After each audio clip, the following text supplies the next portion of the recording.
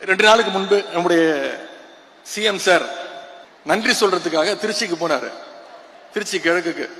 இங்க பெரம்பூர்ல ஜெயிச்சிருக்கிறாரு. இங்க இருக்கக்கூடிய பெரம்பூருக்கு போய் நன்றி சொல்றதுக்கு வக்கில்ல. இதுவும் நான் சொல்லிதான் போனாரு. சட்டமன்றத்தில் நான் சொன்னேன், திருச்சிக்கு போய் முதல்ல நன்றி சொல்லுங்க.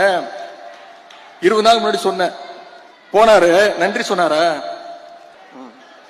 பொதுவா ஒரு முதலமைச்சரானதுக்கு பிறகு நம்முடைய தலைவர் இந்த 5 வருஷத்துல எந்த மாவட்டத்துக்கு போனாலும் அந்த மாவட்டத்துக்கு புது திட்டங்களை போய் அறிவிப்பாங்க.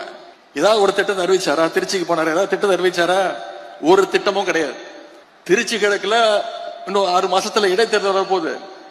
அதுக்கான பிரச்சாரத்துக்காக போயிட்டு அவர் எப்ப வாயை திறந்தாலும் அவர் வாயிலிருந்து வர வார்த்தை ஒண்ணுதான், எல்லாத்துக்கும் காரணம் திமுக தான். திருச்சியில் அவர் பேசின பேச்சை கேட்டு இன்னைக்கு தமிழ்நாட்டு மக்கள் தலையில அடிச்சுக்கிறாங்க. இவரெல்லாம் ஒரு முதலமைச்சரா தேர்ந்ததுக்கு முன்னே இன்னைக்கு தலையில அடிச்சுக்க ஆரம்பிச்சுட்டாங்க. சொல்றாரு, அதுல கோபம் வருது அவருக்கு. கவர்ச்சியால தான் ஆட்சிக்கு வந்தீங்கன்னு என்ன பார்த்து சொல்றாங்க அப்படின்னு முதலமைச்சருக்கு, சிஎம் சாருக்கு கோபம் வருது. சரி, கவர்ச்சியர் ஜெயிக்காம நீங்க எதை வச்சு ஜெயிச்சீங்க சொல்லுங்க பாப்போம். ஏதாவது ஒரு 2 காரணம் சொல்லுங்க பாப்போம். கலைஞர் மாதிரி இந்திய எதிர்ப்பு போராட்டத்துல கைது பண்ணி போராட்டம் பண்ணி ஜெயிலுக்கு போயிட்டு வந்தீங்களா? சரி, எங்க தலைவர் மாதிரி மிசா கொடுமையில 1 வருஷம் உள்ள இருந்து வந்தீங்களா?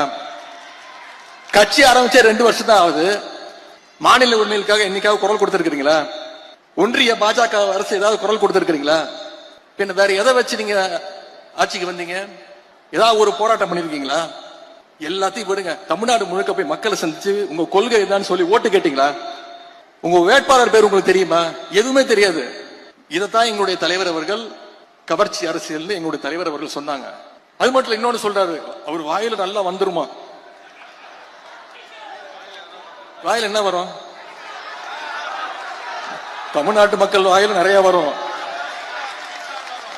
தமிழ்நாட்டு மக்கள் காத்துக்கிட்டு இருக்காங்க, இந்த முதலமைச்சர் வாயில ஏதாவது ஒரு நல்ல வார்த்தை வருமா அப்படின்னு, ஏதாவது ஒரு திட்டங்கள் வருமான்னு இன்னைக்கு காத்துக்கிட்டு இருக்காங்க. இது வரைக்கும் உருப்படியா ஒன்னும் வரல. எந்த பிரச்சனையை கேட்டாலும் திமுக வெர்சஸ் தாவேகா, எதை பத்தி கேட்டாலும் திமுக செய்கின்ற சதி. இப்படிப்பட்ட ஒரு முதலமைச்சரை இன்னைக்கு தமிழ்நாட்டு மக்கள் தேர்ந்தெடுத்தாங்க. அந்த முடிவை நம்ம ஏத்துக்கிட்டு தான் ஆகணும். அது மட்டும் இல்ல, தூரசக்தி, ஓரசக்தி, பாரசக்தின்னு நம்முடைய திரைப்பட இயக்குனர் திரு டி ராஜேந்தர் மாதிரி